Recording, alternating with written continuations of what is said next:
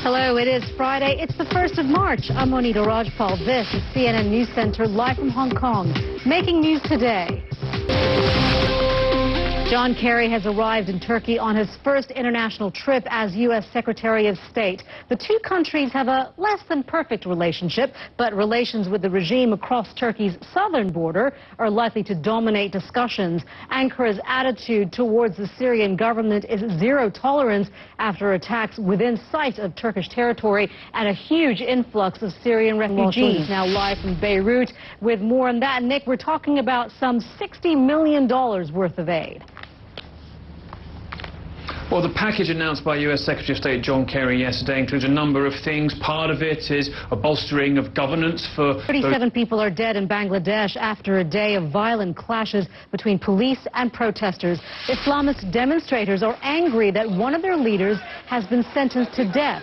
The 73-year-old man was convicted of war crimes, including murder, arson, and rape. 2 U.S. servicemen have been jailed in Japan for a rape they committed while on duty at a military base in Okinawa. The men were visiting from Fort Worth in Texas when they attacked the Japanese woman in October last year. The commander of U.S. forces in Japan put all troops in Okinawa on curfew after they were arrested.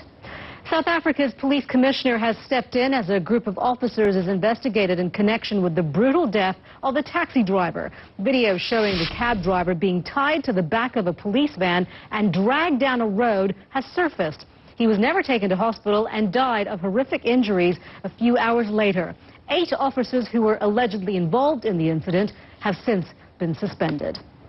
Chinese state media report that 4 men, including a Myanmar drug lord, will be executed in the city of Kunming this Friday. The men were convicted of murdering 13 Chinese sailors in the Mekong River in northern Thailand in 2011. The Xinhua news agency says they will be killed by lethal injection after their appeals failed last month. Dreams of a possible diplomatic thaw between Washington and Pyongyang. Hoop dreams, that is. A basketball bromance may be brewing between former NBA star Dennis Rodman and North Korean leader Kim Jong-un. The unlikely pair got together in Pyongyang to watch the Harlem Globetrotters take on North Korea's dream team. Mary Snow brings us that story. These two give new meaning to the odd couple. Basketball Hall of Famer Dennis Rodman and North Korean dictator Kim Jong-un. You are watching CNN News Center live from Hong Kong. You are watching CNN News Center live from Hong Kong. Hello, I'm Monita Rajpal. The cardinals who will choose the next pope today received their formal invitations to take part in the secret election. Benedict XVI has spent his first night adjusting to life out of the spotlight. We're joined by international correspondent Ben Wiedemann in Rome. Ben, I guess the process begins shortly.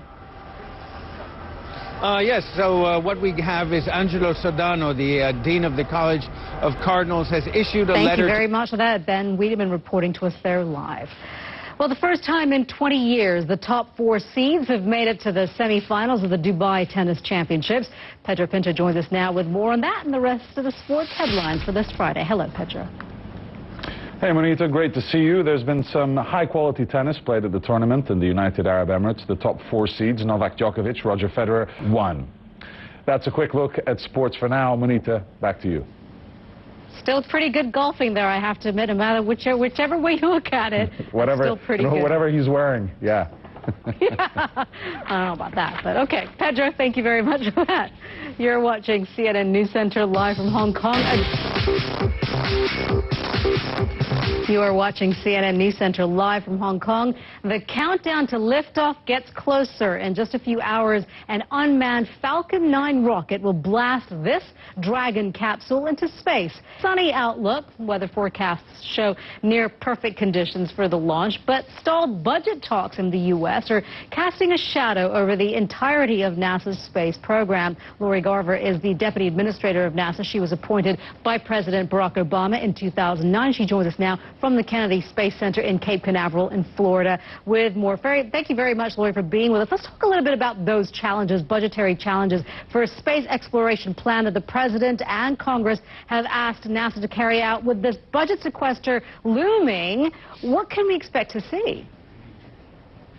Well, good morning. It's great to be here. We do anticipate a launch today of SpaceX Falcon 9 carrying the Dragon to the International Space Station, and we are concerned that these upcoming here in the U.S., working with the private sector, will be able to win back and gain hundreds of billions in economic value from having that business here on our shores again. So it all works together, and it is really being penny wise and pound foolish in order to make cuts that would, in fact, help us over the long run tenfold from where we are today with our partners. Well, we will watch with eager anticipation for the launch of Falcon 9 rocket to the International Space Station. Lori Garver, thank you very much for your time. We appreciate you joining us here on News Center. Thanks. So we're looking at the weather now for the launch, and meteorologist Mar01 Ramos is at the World Weather Center. So we're looking at some pretty clear skies, we're thinking. Yeah, like as you mentioned earlier, near perfect conditions expected as we head into the weekend. Monita, have a good one. Back to you. Yeah, you too, Mari. Thank you very much for that. You're watching CNN News Center. I'm Monita Rajpal, live at CNN Hong Kong. Thank you for joining us. Stick around, though. We'll update you with the news headlines in just a couple of minutes.